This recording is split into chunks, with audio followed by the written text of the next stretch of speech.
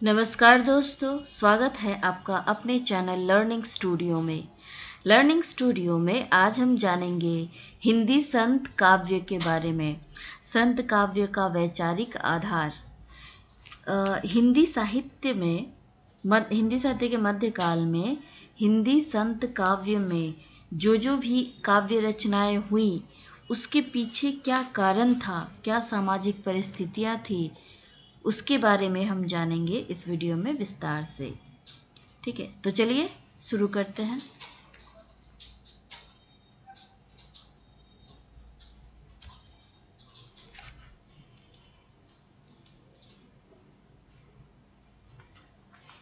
दोस्तों, संत काव्यधारा के दार्शनिक सांस्कृतिक आधार अनेक हैं, जिनमें जिनमें से प्रमुख उल्लेखनीय हैं उपनिषद, शंकराचार्य का अद्वैत दर्शन, नाथपंथ, इस्लाम धर्म तथा सूफी धर्म।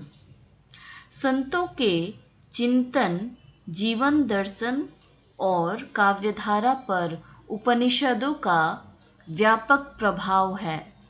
उपनिषदों में प्रतिपादित ब्रह्म, जीव, जगत और माया संबंधी विचारधारा के साथ ही ब्रह्म के स्वरूप वर्णन से संबंधित उपमानों और अप्रस्तुत योजनाओं को संत कवियों द्वारा प्राय उसी रूप में ग्रहण कर लिया गया है।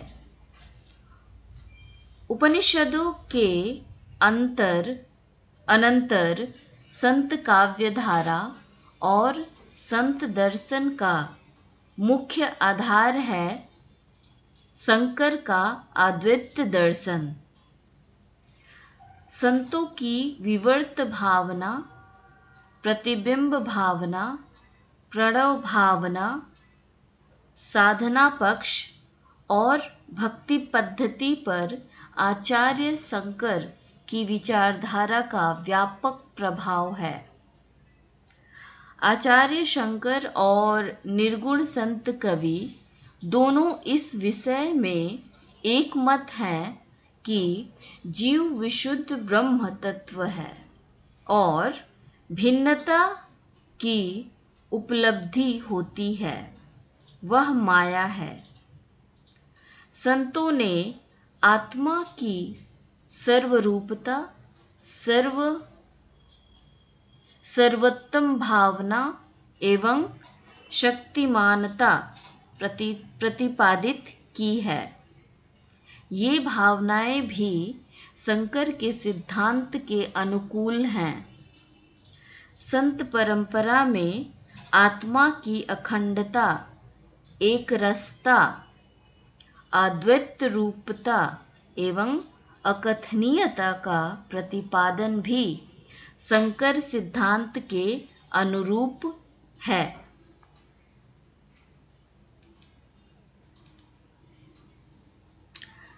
संत काव्य और संत दर्शन पर नाथ पंथ का भी बहुत प्रभाव है। नाथपंथी कवियों एवं विचारकों के शून्यवाद, उनके द्वारा गुरु की प्रतिष्ठा और सृष्टिक्रम, आत्मा, जीव आदि के विषय में उनकी मान्यताओं से संत कवि अनेक प्रभावित रहे हैं। संत साधना में योग प्रक्रिया की जो प्रधानता है, उसका मूल स्रोत नाथपंथी साधन पद्धति ही है। तंत्र साधना का भी संत मत पर प्रभाव रहा है। मलुक पंथ और निरंजनी संप्रदाय में इस प्रभाव को सहज ही लक्षित किया जा सकता है। इस्लाम के संपर्क और प्रभाव के कारण संतों की विचारधारा एकेश्वरवाद से प्रभावित हुई। इस्लाम की देन निषेधात्मक अधिक रही। विधेयात्मक कम। मूर्ति पूजा तथा अवतारवाद के बहिष्कार का मूलाधार इस्लाम धर्म में ही है। इस्लाम ने सामाजिक असमानता को दूर करने की भी चेष्टा की है।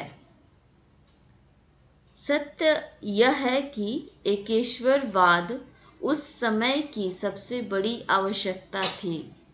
अतः कबीर संत कवियों ने हिंदू मुस्लिम दोनों को एकेश्वरवाद का संदेश सुनाया, जिसके परिणाम स्वरूप जनता के बहुदेवोपासना के अभिशाप से छुटकारा मिला। इस संदर्भ में दार्शनिक व सांस्कृतिक धरातल पर सूफी मत से प्राप्त प्रेरणा भी उल्लेखनीय है।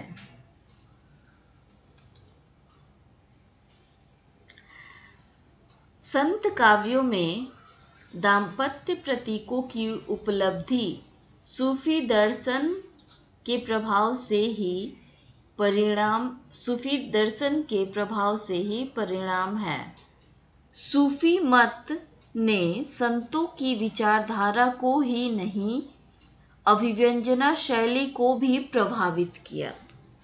इस संप्रदाय के साधनात्मक एवं भावनात्मक आदर्श संत कवियों को निरंतर प्रभावित करते रहे। सूफी मत ने देशव्यापी धार्मिक कटुता को समाप्त करके प्रेम, सहिष्णुता और मधुरता की भावना का प्रसार किया। यह कार्य ज्ञानमार्गी संतों के सहचर्य व सहयोग से ही संभव हुआ। उस युग में ज्ञानमार्गी संत कवियों ने धार्मिक सांस्कृतिक क्षेत्र की रूढ़ियों की उपेक्षा एवं आलोचना की। उन्होंने निगम, आगम, पुराण आदि को महत्वहीन प्रमाणित किया, किंतु बौद्ध धर्म का दुखवाद एवं शून्यवाद, व्रज्यायनियों की तांत्रिक साधना, सिद्धों की गुणोक्तियों के रूप में उलटवसियां, नाथ संप्रदाय की योग साधना तथा काव्य साधना किसी न किसी रूप में संत काव्यों में समाहित हुई। संत कवियों ने वैदिक साहित्य, वैदिक परंपराओं एवं ब्रह्मचारों की जो आलोचना की है, वह सब बौद्ध धर्म का ही प्रभाव है। यह भी उल्लेखनीय है कि मध्य युग में निर्गुण भक्ति के प्रमुख संस्थापक स्वामी दयानंद ने साधना एवं भक्ति के द्वार शूद्रों तथा निम्न वर्गों के लिए भी खोल दिए। भक्ति में प्रेम तत्व का समावेश कर उन्होंने उसे और भी सुसाध्य स्वरूप प्रदान किया।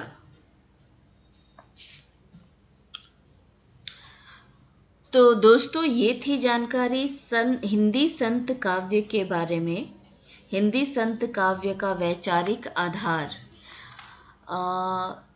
मध्यकाल अर्थात भक्ति आंदोलन, भक्ति काल में जो भी रचनाएं की गई, उस रचना के पीछे कवियों की क्या भावना थी और कौन कौन से सामाजिक परिस्थितियों ने उन्हें मजबूर किया काव्य रचना करने के लिए, ये उनके बारे में है और इसके बारे में जान लेना बहुत ही जरूरी है।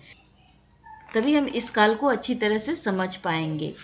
इसके पहले जो वीडियो मैंने बनाया था उसमें मैंने बताया था अलवारो और नैनार संत के बारे में, जो कि भक्ति काल के श्रृंखला में वो आता है। प्रमुख निर्गुण एवं संगुण संप्रदाय के बाद अलवार और नैनार संत के बारे में, तो उसके बारे में मैंने बताया था विस्तार से। और इसमें मैंने बताया आपको हिंदी संत के वैचारिक आधार के बारे में। और इसके बाद जो मैं वीडियो बनाऊंगी उसमें सभी कवियों के नाम जैसे आपका कबीर हो गया, गुरु नानक, दादू दयाल, इन सब के बारे में वीडियो बनाऊंगी मैं विस्तार से। तो बने रहिए मेरे वीडियो के साथ, मेरे चैनल के साथ, और तब तक के लिए धन्यवाद।